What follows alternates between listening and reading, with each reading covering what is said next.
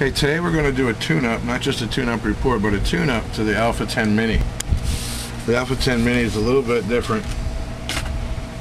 It comes out of the box, a dead key in about 10, 12 watts and peaking 20, which gives it modulation that sounds like you got a sock in your mouth. We need a 4-to-1 ratio, and we have a 10 watt dead key. We need 40 watts of peak power. This radio doesn't do 40 watts of peak power. It does about 20 to 23. So we're going to need to drop our dead key down to a proper ratio and increase the audio of this thing. I know a lot of you technicians out there have come in here and turned this little modulation pot all the way, and you're like, man, it just isn't enough. It isn't going to be enough. If you dead key 12 and swing 20, it's always going to sound like you're holding your nose. So what I do, let's go ahead and convert the radio real quick. Hold down the dual watch and the channel 9 button, turn it on, let go. You see there's a letter there. That corresponds to this band we're on. Okay.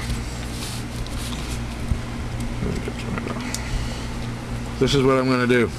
A lot of you techs out there have done this before. The Cobra 25s, 29s.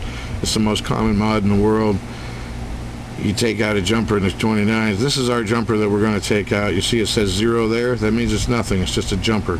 We take that out, and I'm going to put in a standard resistor capacitor pair, and what's going to happen is my carrier DC is going to travel through this resistor, and it's going to drop my carrier from 12 down to about 5. When I start to modulate, that DC and audio comes down that line and then crosses this capacitor. The capacitor becomes a bridge then, allowing my audio and full power DC to the driver stage. Then I'm going to see the full peak power as I did before. So instead of 12 swinging 22, I'm going to have 5 swinging 22 and some good loud audio. Alright, so let's just go ahead and take that guy out, disconnect the power.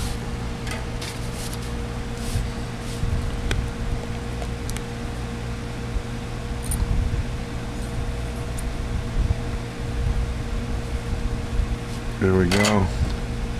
That guy's out. I've already arranged these two together. I'm using a 100 microfarad 25 volt cap.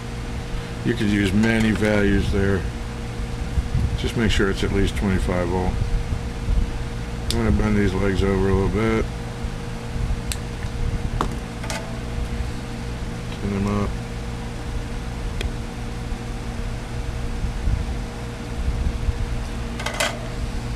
Okay, I'm going to solder this end.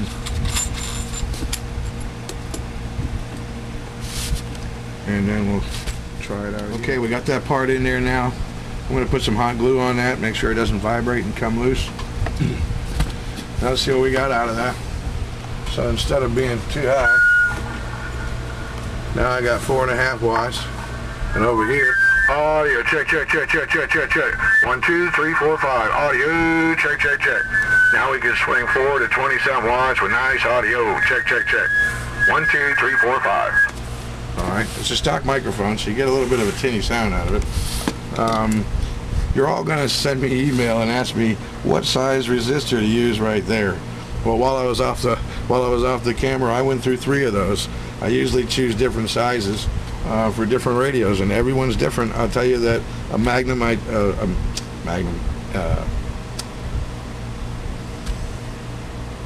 this Alpha 10 Mini this morning took a 38 ohm resistor.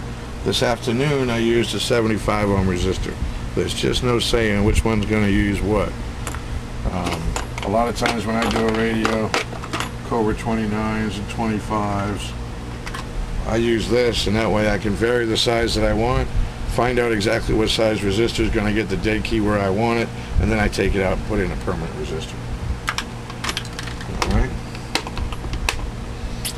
That's it. Now I'm going to just go through and check the receiver alignment, make sure the synthesizers are on frequency, and that's going to complete everything, and then we'll box you up.